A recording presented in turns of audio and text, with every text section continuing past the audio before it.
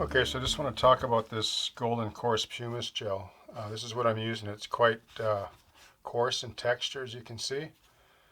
Um, Now, this is going to be probably covered over a little bit with some light oxide sand eventually, but this is the body, like the main sort of shelf that I'm building up in the photo. I'll just show you a couple photos quick of what I'm doing here, okay?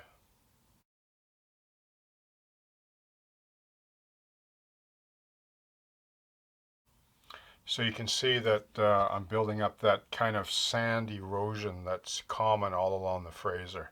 Sometimes it'll be layered. There'll be several layers, like depending on the tide and the current and the time of year and so on. But I want to build up a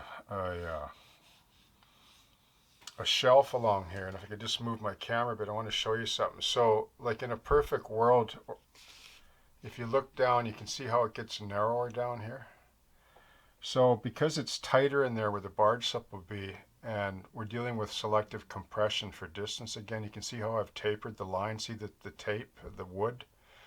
So rather than build the shoreline exactly the same width like this all the way down, like you would in a perfect world, well, there will be no shoreline down on the end for a couple of reasons. One, it won't fit, and two, I want to make it look like it's further than it is. So just sort of taper it down, right? Because you won't notice when you're down there. The barge slip will be in the way anyway. So this is what I talk about doing selective compression, how when we're in the foreground, things are a little bit more proud, if I can use the term, for a feature. And then, we think longitudinally, if that's, I don't even know if that's a word. We think in the longitude. So yeah, we want to cheat that distance because that's only like 4 feet or so, but it looks further, doesn't it?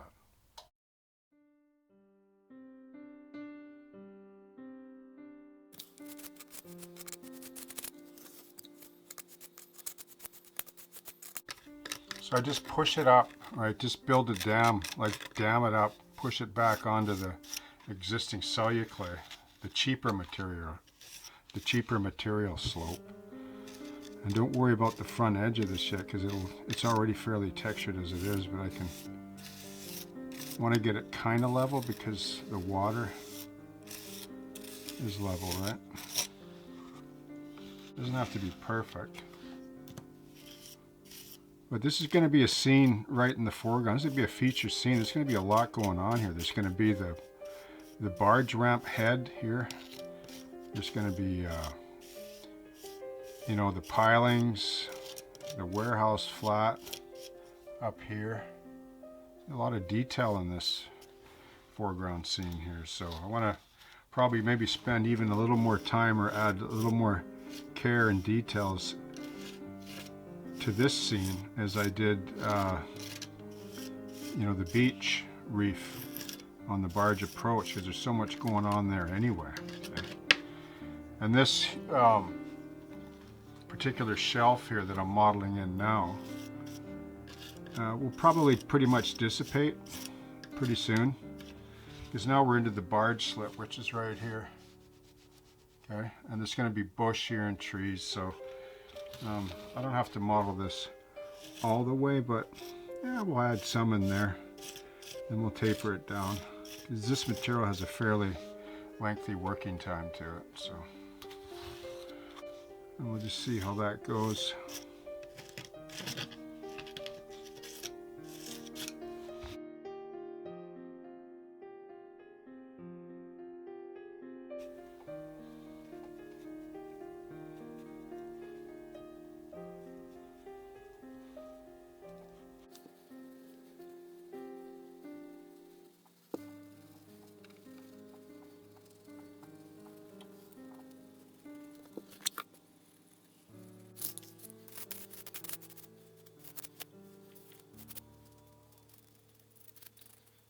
So I'm going to treat this one a bit differently, the top one I mean. This one I'll smooth.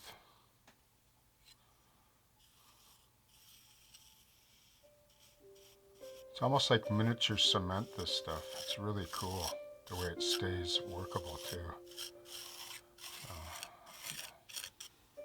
Just gorgeous stuff for sculpting. So I'm going to run this further down.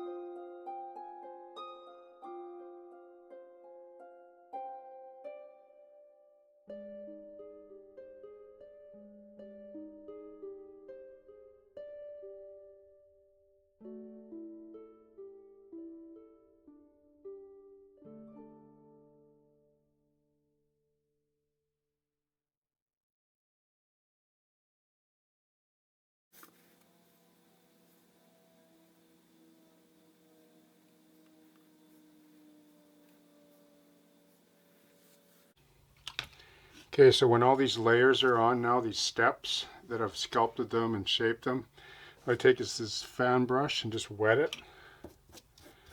Sometimes you gotta wait till this sets up just a little bit, but you can almost reactivate it with a bit of water, but I just dab it down like on top of this, and it kind of puts those water draining down sort of ripples in the sand.